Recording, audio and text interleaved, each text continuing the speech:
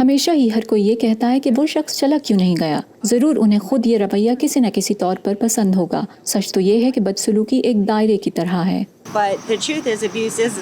اپنا نام ظاہر نہ کرنے کی درخواست کرتے ہوئے گھریلو تشدد کا شکار ہونے والی اس خاتون نے بتایا کہ وہاں رہنا ایسا تھا جیسے وہ بم کے ساتھ رہ رہی ہوں جو کسی بھی وقت پھٹ سکتا ہے. میں بالآخر ایک ایسے نقطے پر پہنچی جب میں نے محسوس کیا کہ اگر میں شادی کے بندھن سے نہ نکلی تو پھر میں 1 سال میں مر جاؤں گی، کیونکہ یا تو وہ مجھے مار دے گا اور یا شاید میں خودکشی کر لیتی، یا پھر اس جابرانہ صورتحال میں رہتے ہوئے ذہنی دباؤ سے مجھے کینسر یا اس جیسا کوئی مرض ہو جاتا. لیکن یہ سب عالمی وبا سے پہلے کی بات ہے. ان کے ایک دفتر میں فل ٹائم ملازمت اور اپنے دوستوں اور رشتہ داروں سے آمنے سامنے رابطے نے انہیں اس خطرے سے نکلنے میں مدد دی. اب کرونا وائرس کی وجہ سے گھریلو تشدد کا شکار ہونے والوں کے لیے اس سے نکلنا پہلے سے کہیں زیادہ مشکل ہو گیا ہے. ہم دیکھتے ہیں کہ تشدد کرنے والے کووڈ کو بطور تکنیک استعمال کرتے ہوئے اپنے ظلم کا شکار لوگوں پر کنٹرول اور طاقت برقرار رکھنے کے لیے استعمال کرنے کی کوشش کر رہے ہیں. سو وہ یا تو کسی کو گھر چھوڑنے نہیں دیں گے اور انہیں دھمکائیں گے کہ اگر تم نکلے تو پھر واپس نہیں آؤ گے کیونکہ کووڈ لگ جائے گا، اور پھر انہیں گھر ہی نہیں چھوڑنے دیں گے.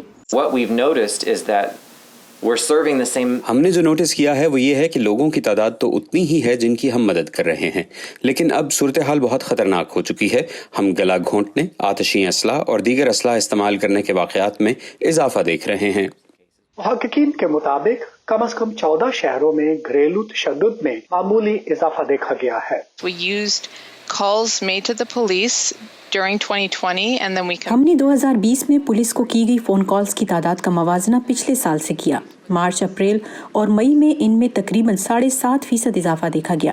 ہم نے دیکھا کہ زیادہ تر علاقوں، زیادہ تر نسلی گروہوں اور آمدنی والے گروہوں میں ایک جیسا اثر تھا. ہمیں نئے خاندانوں میں اس کے اضافے کے شواہد ملے. وکلاء استغاثہ کو زیادہ تشویش اس بات کی ہے کہ متاثرین، خاص کر بچے، مدد حاصل نہیں کر سکتے. وہ بچے جو اسکول جاتے تھے اور شاید وہاں بتاتے تھے کہ ان کے گھروں میں کیا ہو رہا ہے، وہ اب گھروں سے آن لائن تعلیم لے رہے ہیں. سو وہ اپنے اسکول کے کسی بااعتماد بالغ سے بات نہیں کر سکتے اور ان کے علم میں نہیں لا سکتے کہ گھر میں کیا ہو رہا ہے. تاہم مدد اب بھی مل سکتی ہے. متاثرین ہاٹ لائنز کو کال کر سکتے ہیں، وہ حکام سے تحفظ کا حکم نامہ حاصل کر سکتے ہیں، اور ڈور وے جیسی تنظیموں میں موجود تھراپسٹ بھی آن لائن موجود ہیں. ہم محرک تلاش کرنے کے لیے ایک سیفٹی پلان بنانے پر کام کرتے ہیں، جیسا کہ غیر محفوظ مقامات، یعنی اگر لگے کہ ان کے ساتھی کے ساتھ جھگڑا شدت پکڑ رہا ہے تو کچن سے باہر چلے جائیں کیونکہ یہیں پہ ہتھیار ہو سکتے ہیں.